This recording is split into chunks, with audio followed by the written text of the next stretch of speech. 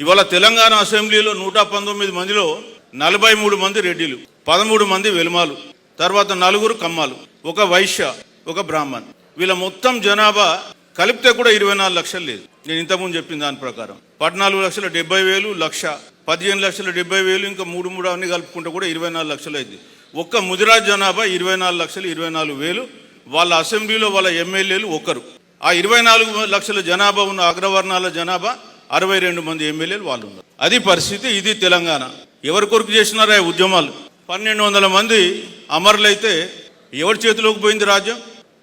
ఎవరు అనుభవిస్తున్నారు రాజ్యం? ఇక్కడ ఐక్య కమిటీ చైర్మన్ ఉన్నారు కుర్మా, వీళ్ళు కూడా 5,56,000 జనాభా ఉంది. వీళ్ళకి రావాల్సింది 27 సీట్లు, వచ్చినాయి 4 సీట్లు.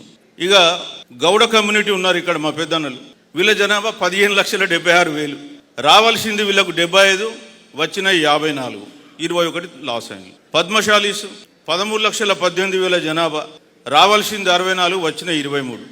ఇవాళ తెలంగాణ అసెంబ్లీలో 119 మందిలో 43 మంది రెడ్డిలు, 13 మంది వెలుమాలు, తర్వాత 4 కమ్మాలు, ఒక వైశ్య, ఒక బ్రాహ్మణ్.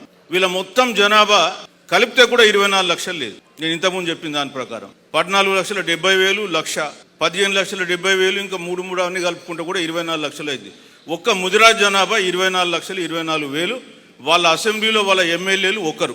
ఆ 24 లక్షల జనాభా ఉన్న అగ్రవర్ణాల జనాభా 62 మంది ఎమ్మెల్యేలు వాళ్ళు ఉన్నారు. అది పరిస్థితి. ఇది తెలంగాణ.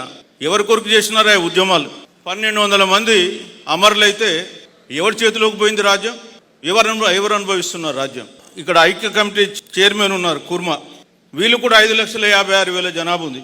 వీళ్ళకి రావాల్సింది 27 సీట్లు, వచ్చినాయి 4 సీట్లు. ఇక గౌడ కమ్యూనిటీ ఉన్నారు ఇక్కడ మా పెద్దన్నలు, వీళ్ళ జనాభా 15,76,000, రావాల్సింది వీళ్ళకు 75, వచ్చినాయి 54, 21 లాస్ అయింది. పద్మశాలీస్ 13,18,000 జనాభా, రావాల్సింది 64, వచ్చిన 23.